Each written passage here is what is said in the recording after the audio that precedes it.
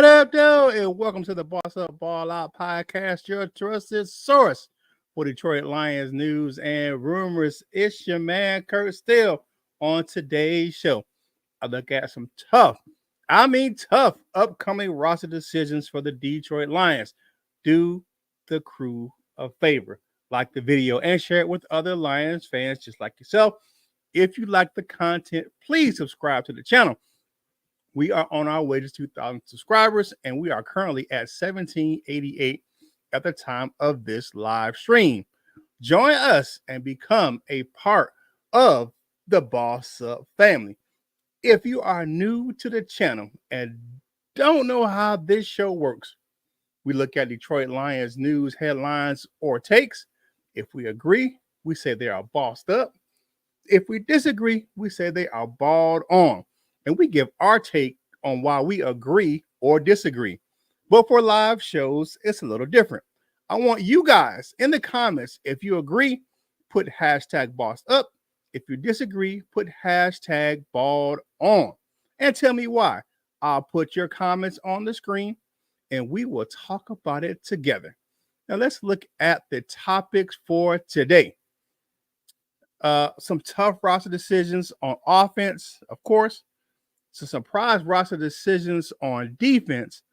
And the Lions add UFL star linebacker Joel. I can't say that brother's name, but I won't butcher it. But welcome to the pride, Joel. I appreciate you coming on to the roster, man. But I don't want to butcher that young fella's name, man. But let's get into who's in the chat this morning. All right, Frank the Tank says, what up, though, Eastside Go Lions? Okay, what's going on, my man?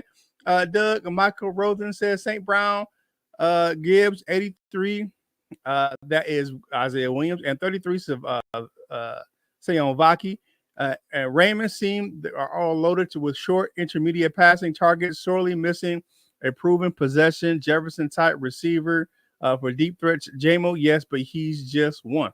Okay, I get what you're saying. All right. We are deep at linebacker and defensive back. We surely need to narrow that down, finally focus on kick coverage. Maybe it's too much to ask to root out our roster and have some consistent special team scheme. Okay, I feel you. All right, Bo Booth says, good morning, bosses. Depth changing forward, definitely. All right, Doug Myros again. Houston bets a few DBs in question. We'll get to that in a minute. All right, what up, though? Good morning to the man of steel. Good morning, Anthony from Rhode Island, UK, my man. Jason Statham Jr., and Roar Ant-Man from Bo Booth. All right, let's get into this first topic for this morning. All right, so here's a quick question because people really aren't really thinking about this. The training camp is over, and with the last preseason game this season on the horizon, the Lions will have some tough decisions to make on cutdown day, which is just a week away on August 27th. Now let's look at some tough decisions, that Brad Holmes and Dan Campbell will have to make on the offensive side of the ball. Who will be the swing tackle? Will it be Dan Skipper or Jamarco Jones? I know Dan Skipper, the offensive weapon, as he's been known to be called, of course, over there on the Lions Talk Live. He's a fan favorite. He earned his way onto the roster last season, but still has some holes in his game as far as playing offensive tackle. For an extended period, he's more of an interior lineman, and I'll tell you why. Now, Jones is a former fifth-round draft pick out of Ohio State. Now, he has some limited starting experience, but he has plenty of snaps at playing offensive tackle with 672 in his career. Now, Skipper has played 546 offensive snaps throughout his career, but over half of them, 387 to be exact, have came at left guard. So who is going to be that swing tackle? I will put my money on Jones. I'm not saying that either one of these guys are on the roster, but Jones, when healthy, has been a proven commodity at offensive tackle. Now, he has had some injury issues. He spent the last 2 seasons on IR. But I believe he's a better option at swing tackle than Skipper. It's going to be tough to decide between the two. None of the staff loves Dan Skipper just because who he is, man, especially with the whole report thing. And he's been a a good story in Detroit. But did you go for the good story or the proven commodity? It's going to be harder than you think to decide who is going to be that backup swing tackle. So let me know in the comments, man. Do you think it's Skipper or do you think it's Jones? So hashtag Skipper, hashtag Jones for the backup swing tackle. Now switching gears to the tight end position. James Mitchell has flashed as camp. You know, the governor. Y'all know who he is. But I don't think he's just proven this offseason that he belongs on the roster because there's a guy who has been doing some things that he can't. Parker Hess brings something to the table that he doesn't. The ability to play both tight end and fullback. Hess's versatility makes him a tough out.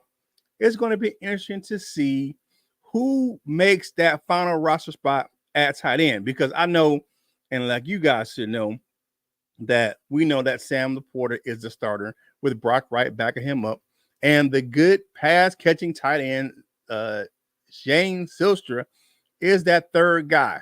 But will Mitchell make it or will Hess make it? Yeah, I know. Again, let me know in the comments what you think. Do you think it's Mitchell or you think it's Hess? Hashtag Mitchell, hashtag Hess, and and give me a boss up on either one of those guys. And last but not least, on the offensive side of the ball, several media outlets are calling for the Lions to sign another wide receiver. DPJ hasn't got it done in camp. I mean, I expected more from People Jones. I'm a Michigan guy. He had a great start to his career in Cleveland. I won't say great. He had a good career, start to his career in Cleveland, but he's just not getting it done this year. We traded for him last year. And when signing him again this offseason, I expected more out of him. Now, the guys behind the starters right now are a couple of slot guys because we know the starters at 1 and 2 are Jamison Williams and St. Brown, but Khalif Raymond and Isaiah Williams are the next guys on the depth chart. They're small guys. They're slot guys. And we all know we got the best slot, in my opinion, in the league with Amon-Ra St. Brown, first team All-Pro. Now, Detroit still needs that bigger body 50-50 ball catching receiver. We've all heard this all offseason. We just don't have it because People Jones hasn't proven it. A couple of names have been floated out, have been Juju Smith-Schuster. And yesterday, reading over on Pride of Detroit, it was Julio Jones. And they said, maybe you can just bring him in. You don't have to play the whole game, but you can look at him as a goal line receiver or one of these type of possession type guys. Well, at 35, I'm not sure if I would do that, but with the NFL cut down, like I told you guys, this being a week away, it's going to be interesting to see what Brad Holmes does. My problem with bringing in somebody off the street is the comfort level with Jared Goff. That's what made Josh Reynolds a key addition a couple of years ago and keeping him on the roster for those few years because they were comfortable together because they play in LA. This may be the toughest roster decision the Lions have to make on offense. Now, let's get into the comments for the show right now. Definitely. So let's get back into the comments. We're Anthony, howdy, all Brent DeWitt. What's going on? Motown Mitch is in the building. What up, though? What's going on? What up, though? Jones, Mitchell, and yes. Okay, Moonscar Blaze in the middle. Morning, bossed up ballers. I think Jones must be the one taking Skipper's job. I believe so as well. All right, boss up. Who could do? Morning, boss up crew. What's going on, man? Most I miss that Skipper is proven to do everything. Jones is proven to be injured. True. However, but Skip is a better guard than he is a tackle. We're talking about the swing tackle position. And when it comes to playing tackle, I believe that there's just some holes in Skipper's game. All right. He's a hashtag Skip. All right. Hi, all boss up. UB do crew. Go Lions. Okay, what's going on with that? All right, Mitchell says boss up on Mitchell. All right, Rocky M says good morning, Kurt. After all the cuts, the Lions will pick up a good wide receiver. I think that may be the case. So hashtag Team Jones for Chris G. Hashtag Team Hess. Okay. All right. Doug Rosen. Julio Jones, no. I agree with you 100% on that. I'm not a big fan of bringing Julio Jones onto this roster. Antoine Green was supposed to fill that role along with DPJ, looking more and more like we need to find someone else. A good point, Bo Booth. I just thought that DPJ would be a better addition to this roster. I thought he was coming along at the end of last year, making some catches, but I just don't see it in camp or in the preseason games. Most time I said DPJ is a gamer. When he has a QB that can complete a pass, he will show out, not suck Phil. No, that definitely is a point where he's had the backups throwing to him and not Jared Goff. But yeah, okay, point taken. All right, good morning, Lions fans. That's from Dimitri Stewart. What's going on, man? All right, Bowtie, good point, Motown. From Bo Booth, balled on Skip is being a better guard. Dan Skipper has played the bulk of his snaps in the Detroit Lions offense, over half at left guard and not tackle. Man, there's a reason for that, Motown Mitch. I'm just saying. I mean, there is a reason why he's played more guard than he's played tackle. Good morning, Boss Up Crew. What up, though, Dan? Thank you for coming on. And woo to my man, Dan Thornton from Lions Talk Live. All right. Jones and Hess could take their tight end 4 spot. Our next wide receiver isn't on the roster yet, I think. Okay. All right. A Duke Crew woo is here. Okay. All right. The new breed, man. What's going on with the new breed? And my guys over there, man. What's up, Steve? Walker over there, man, from 313 XP Sports, man. What's going on? Who could say his coach? Welcome in.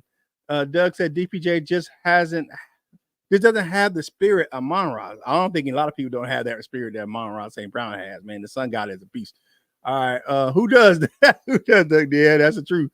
All right, I mean that in his nemesis. Okay. All right. The reason why was injury. As far as what more time, I'm not getting that. All right, Skip is like the cat that came back. You know what though? Dan Skipper just has more life, Rocky. And I ain't gonna lie to you, that dude just finds a way to find his way onto the roster, man. Be it practice squad or getting elevated, he just finds his way onto the roster. I agree with you 100%. Caden Davis was the guy that scored number 88 that scored a touchdown.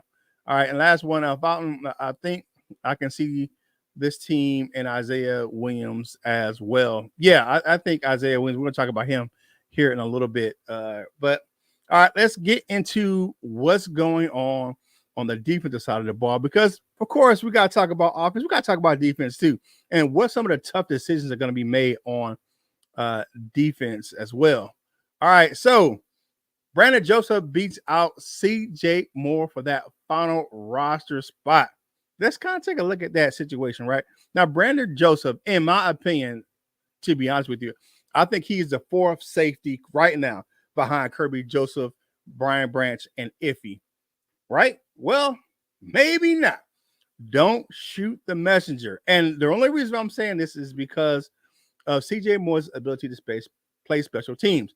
He has a special place in some of the hearts of the coaching staff. I know he spent last year out of football because of the gambling scandal. But the one thing that may push Brandon Joseph ahead of Moore is that Moore has just struggled playing backup safety in preseason action, which may lead him being off the roster because they keep signing these special teams aces, and the special teams did not struggle with Moore being gone last season. Who stepped up? Of course, Reeves Maven. So, and he's still on the roster. He was first team. He was the first team All-Pro special teams for the Players Association and the AP last year. So, Moore may be on the out looking in, but his ability to play special teams will help him make the roster if he could continue to struggle at the backup safety role. He may just make the roster as a full-time special teamers. Now, people talked about the bloodbath in the cornerback room prior to the camp starting, but injuries, of course, to Mosley and some of the other guys that's kind of just sitting out right now have lessened that fight. And right now, Kendall Vildor is standing on top of the mountain. He is beating his chest. The guy has been balling out. Of course, the last game, not just in coverage, but making plays in the run game or in screens.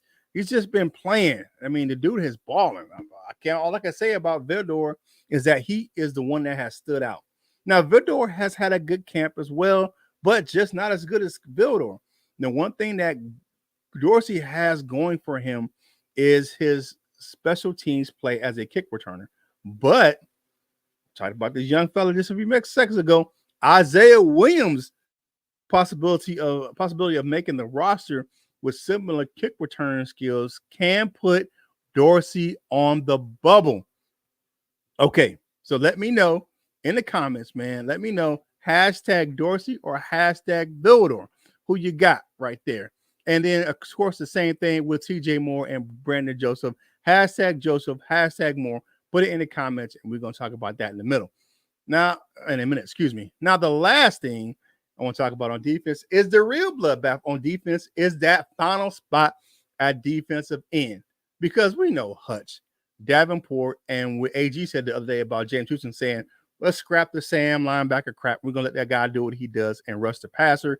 That's what he did at Jackson State, and that's why he transitioned to defensive end instead of linebacker. So his skills are as a pass rusher, and he's still kind of dinged up a little bit, getting healthy. Think he'll be all right.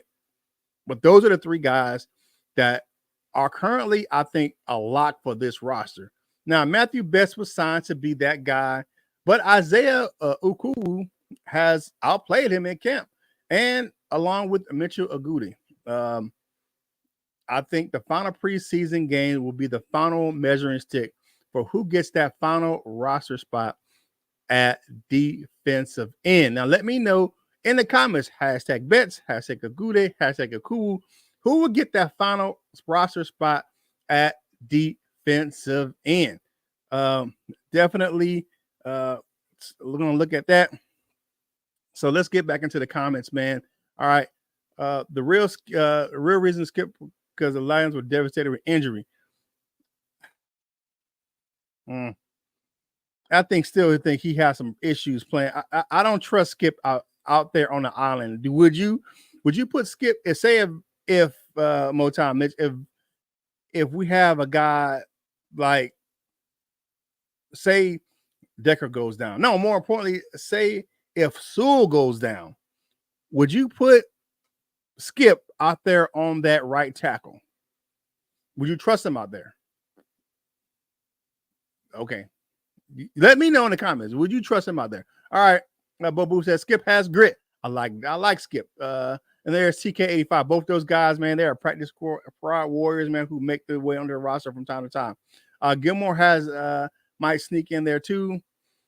Yeah, he gave that long touchdown up on Sunday. We'll see on Saturday, excuse me. But we'll see on I think Gilmore may be more of a practice squad guy. All right, Parker has missed that block that opened up 80 Calhouns for the clean fumble hit. Okay, but we're talking about playing. That's on special teams. I'm talking about special team. I'm talking about playing tight end and playing fullback. So I get what you're saying. You know, maybe that may be a reason why they may move on from him. I don't know. All right, Vildor experience, I think he will give him a spot. I think so too. All right, CJ Moore is done. Been a good special teamer, but it's not enough anymore. I think you're right with that, Anthony, man. It just takes more. And I think he's going to be one of the odd man out on this roster. I agree, Ant-Man, definitely.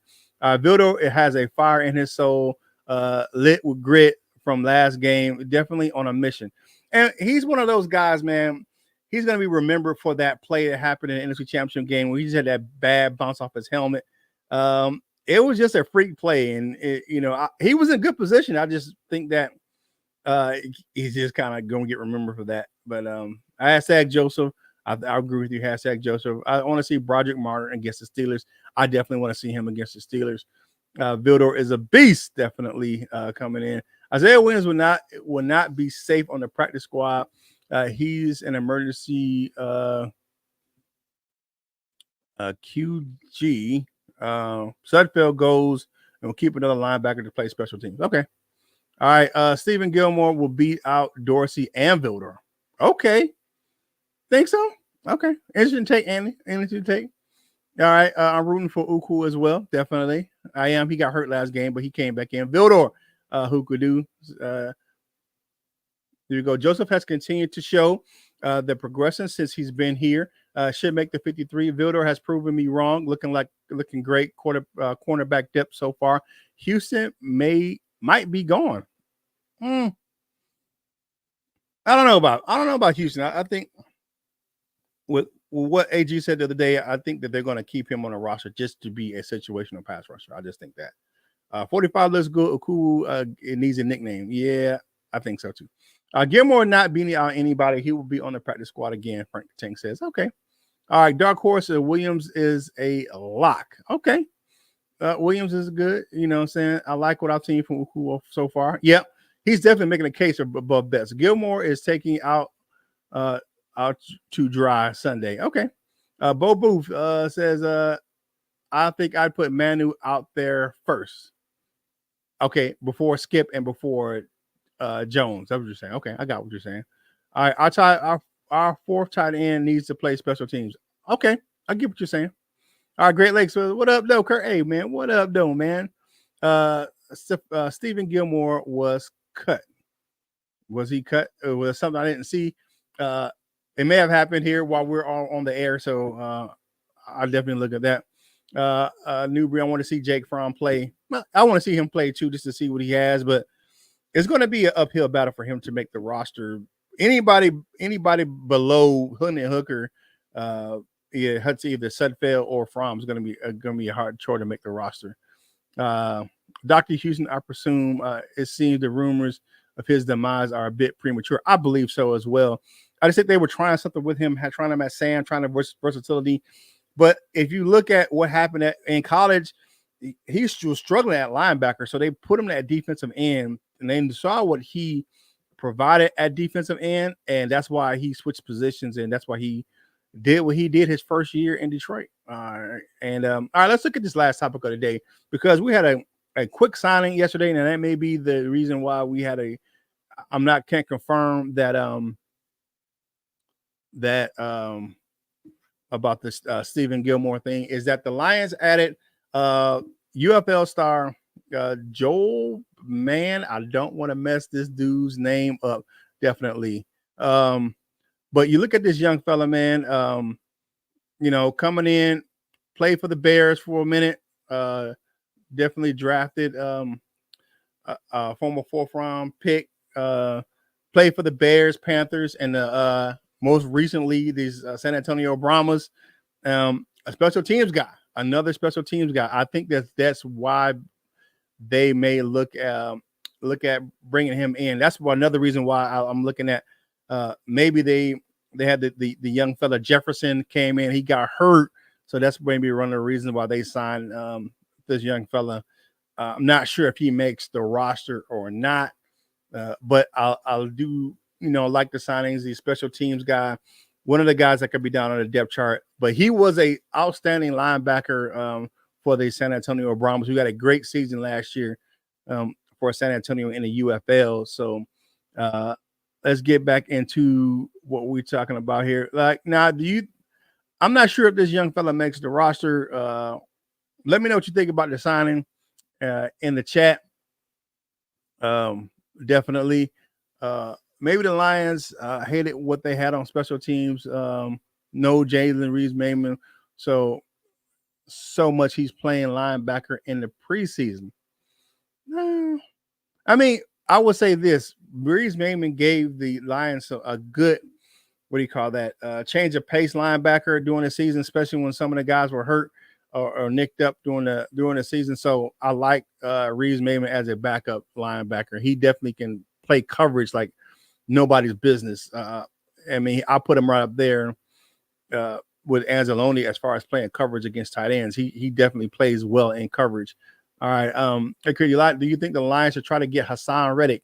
Man, that's gonna be some headaches with that dude, man, because he's gonna want a big contract, and I'm not sure the Lions are gonna pony up that money You look at what's going on with him, the Jets right now. I think it was a bad move for the Jets for the Eagles to really trade that young fella without having a deal in place. That was just a bad move.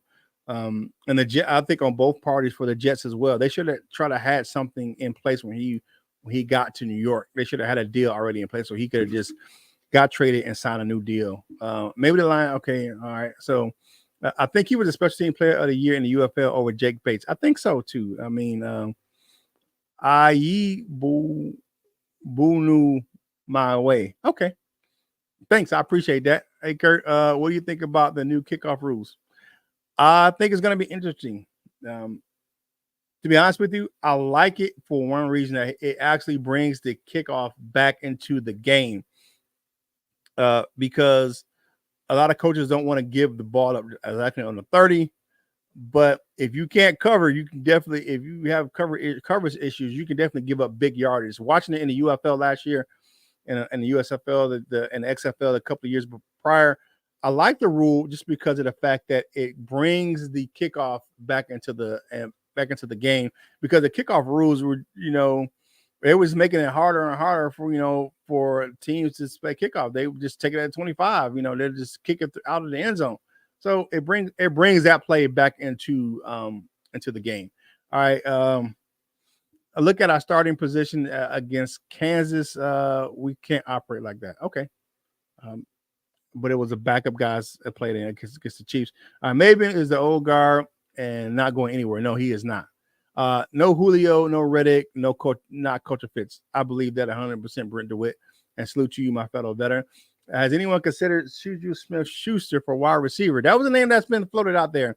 Juju Smith-Schuster is one of those names that have been floated as far as the Lions, and Brad Holmes has showed interest in him in the past. So we'll see. Okay, Frank the Tank says, I agree, Brent. New kickoff, you need some more blockers and more time. I just think that the Lions are kind of working out their strategy with the coverage. And if all else fails and they can't get it right, until they do get it right, I believe Doug Michael is that they just going to kick it out the end zone, just give the team the ball at the 30. Because right now I don't think it's going to go back to the 35 just yet, but to the 30, they say what's 5 extra yards. We can just go out there and play defense. But yeah, you have to know how to play that kickoff rule, and if teams aren't getting used to it just yet, they're going to just kick the ball out of the end zone. I think we should keep the same kickoff rules as we had. Keep the same positions on the field that they had, but make the kickers keep it inbounds like a punt. They're too close to each other now. I think the reason being was that they didn't want the collisions great late, so they put them closer together to prevent the injuries from collisions. So that's why they did it like that.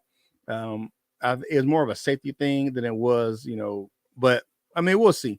All right. The team training for no big name team, set ready to go Lions. Okay.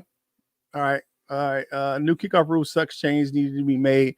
Was to move. I just think that the kickoff, you need to bring the kickoff tee back. Okay. I just think, like I said, it's a safety concern for the league, and that's why they definitely adopted that kind of the UFL type of rule to the kickoff, man. All right, it's about I see Gibbs and Monty over 1,000 yards this season. I believe with you, Big Steve. Man, I believe that, and then I believe in DPJ and Fountain. They will make the team. Okay, Frank. Hey, that's what you think, brother. Hey, I don't disagree with you 100% on that. I don't think that's the case. I'm not going to disagree with you because you're entitled to your opinion. But hey, it's almost time to get out of here, man. You looking at the time, man. It is 8:29. We do half an hour on Mondays. On Tuesdays and Thursdays, and this show will be going to Fridays for a scheduling conflict. But throughout the season, it'll be Mondays and Wednesdays. It'll be recorded shows, and Tuesdays and Fridays will be the live shows. So thank you guys for checking us out, man.